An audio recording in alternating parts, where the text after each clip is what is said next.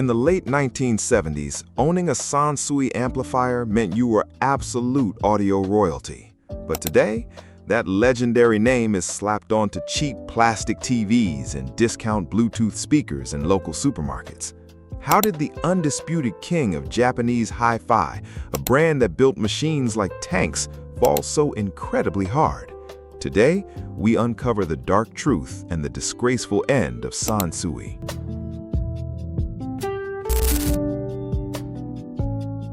Our story begins in 1947 in the ashes of post-war Tokyo. An ambitious engineer named Kusaku Kikuchi founded Sansui. The name Sansui translates to mountain and water in Japanese, a philosophy of natural perfection that would soon reflect in their sound reproduction. But Kikuchi wasn't just a businessman, he was an uncompromising audio purist. He had an absolute, unshakable belief. The quality of an amplifier and the purity of its sound depended entirely on the heaviest and most fundamental component, the transformer, or as vintage audio guys call it today, the heavy iron. To Kikuchi, great sound couldn't be faked with cheap tricks. It required clean, massive, and stable power. Initially, Sansui only manufactured transformers and radio parts, but their transformers were so incredibly well built that amateur radio builders in Japan refused to use anything else. By 1954, Sansui began producing complete tube amplifiers. Kikuchi set a strict company rule: we will never compromise our quality just to lower the price. This very principle would push Sansui to the absolute pinnacle of the audio world and eventually become the ticking bomb that destroyed them.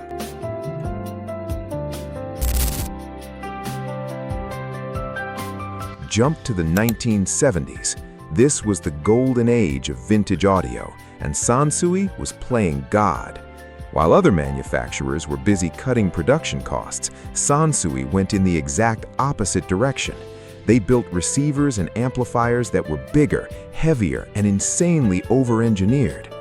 They introduced the iconic blackface aesthetic, deep black aluminum front panels with beautifully engraved lettering that looked aggressive and premium. During this era, Sansui, along with Pioneer and Kenwood, formed the big three of Japanese hi-fi, completely dominating the global market, especially in the United States. The competition in the 70s was absolutely brutal.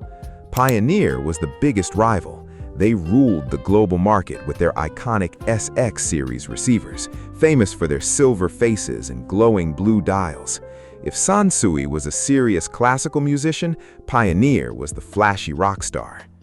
Kenwood held a massive reputation in tuner technology and communication amplifiers, constantly going toe-to-toe with Sansui in high-end technical specs. Then you had Yamaha chasing the natural sound, and Marantz offering that luxurious design with the gyro touch tuning that wealthy Americans loved. But among all these legends, Sansui held a unique reputation. They were the king of pure audio. They didn't care about flashing lights or gimmicky features. Sansui was strictly about raw, unadulterated performance.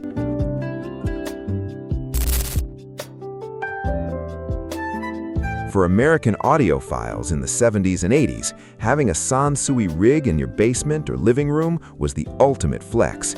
The sound was legendary, incredibly warm, highly detailed, with a punchy, tight bass that didn't sound boomy. It was the perfect machine for spinning vinyl records or blasting classic rock. Let's look at the monsters that ruled the era. The Sansui AU9500, released in 1973. This is the Holy Grail. It was the final masterpiece personally overseen by the founder, Kusaku Kikuchi, before his retirement. It was rated at 80 watts RMS per channel into 8 ohms, but don't let that modest number fool you. This thing was severely underrated. It weighed a back-breaking 51 pounds, 23.3 kilograms. Most of that weight came from the massive transformers and giant heat sinks inside. It delivered the warmth of a tube amp, but with the brutal accuracy of solid state. The Sansui AU717, released in 1977. This amp popularized the dual mono design. Under the hood, it basically had separate power supplies for the left and right channels. Rated at 85 watts per channel with an insanely low total harmonic distortion of 0.025%, it was a pure DC amplifier that delivered razor-sharp, gut-punching bass. The SPX9000, the Kabuki speakers.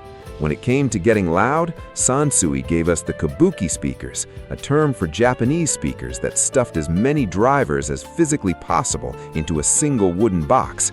The SPX9000 featured a massive 16-inch woofer. With an efficiency of nearly 100 decibels, these speakers could literally rattle your living room windows even if the volume knob was sitting at just 3.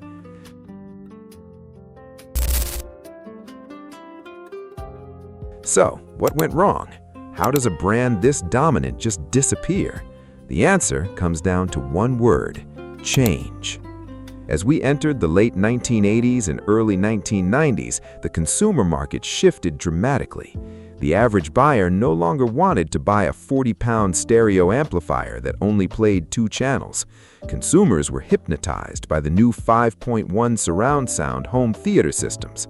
The era of heavy iron was dying, replaced by the digital CD format and cheap, lightweight black plastic systems.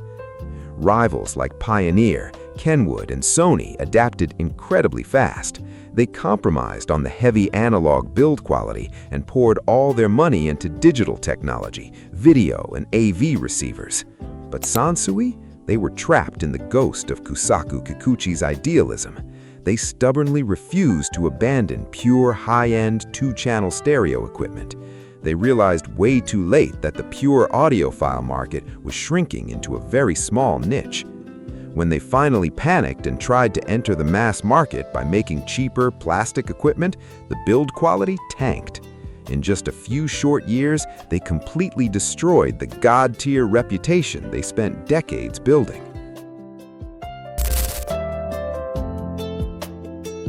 Financially, Sansui was bleeding out by the late 80s. This is when the true tragedy began. The identity of Sansui was put up for sale. In 1989, Sansui was bought by Polypec, a British conglomerate that soon collapsed in a massive fraud scandal. After that, the legendary brand was tossed around like garbage, eventually bought by the Grande Holdings from Hong Kong, the exact same company that bought the corpses of other dead legends like Akai and Nakamichi. This dark period sucked the soul right out of Sansui. Their Japanese factories were shut down. The high-end amplifiers were gone forever. Finally, in 2014, Sansui Electric officially declared bankruptcy and closed its doors for good. So, what is Sansui today? Just like Nakamichi and Akai, the name Sansui today is nothing more than a zombie brand. It's an empty license rented out to random third-party factories in China or India to be slapped onto cheap, disposable electronics. If you walk into a store today and see a cheap LED TV, a plastic karaoke Bluetooth speaker, or a discount car stereo with the Sansui logo on it, just know that it is not the same company that built the monster amplifiers of the 1970s. There is not a single drop of Kusaku Kikuchi's engineering blood left in those products. It's just a ghost wearing the name of a legend trying to cash in on your nostalgia. The fall of Sansui is a brutal reminder of the tech industry.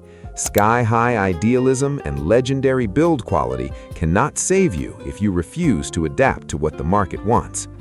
What about you guys? Did you or your dad ever own a piece of classic Sansui heavy iron in your basement or living room? Let me know your stories in the comments below. Don't forget to drop a like and subscribe to NosTec World so you never miss out on the dark history of the technology that shaped our lives. See you in the next video.